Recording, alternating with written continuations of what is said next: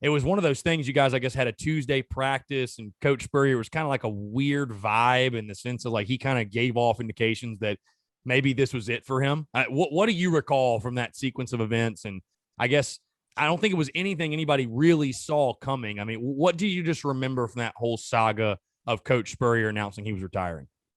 Man, we heard it in his voice. You know, for a man that loves what he does so much and the legacy that he built, you can tell how painful it was for him to really express it to us.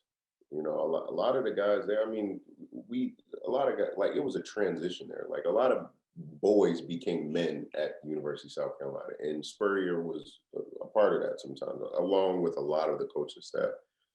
And so when he kind of that's just like the CEO of a business that has been doing really good, has some good years. This is one bad year. The CEO just saying, "Yeah, I'm going to step down," and you're just like, "Wait a minute, what?" And you could just hear the defeat in there. And you know, he's trying to be positive. He's trying to be empowering and just say, you know, we're going to be all right. But we knew it. We heard it. It was you kind of don't want to believe it at first, you know, because you're now a part of the class. Because now sometimes we feel like we're the class that caused him to like part ways, you know. So it was a bit of a shell shock. But sometimes, you know, that's just the game. You know, it's just a business, and when it happened, things just had to keep moving.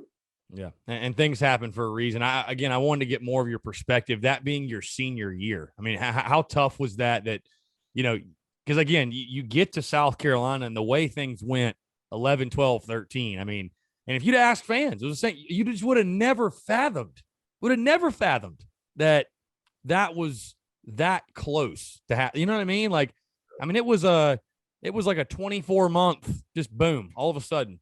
Yeah, you know? and to be honest, I think a lot of it was out of his control. Right. I definitely do feel as though a lot of it was out of his control. So I want people to really understand, you know, there's a lot of moving parts when it comes to like coaching staffs, and there's a lot of higher ups that have decision making power versus just the coaches. And so for that reason, I don't think him and his own personal control, he would have made that decision. At least not then at that year.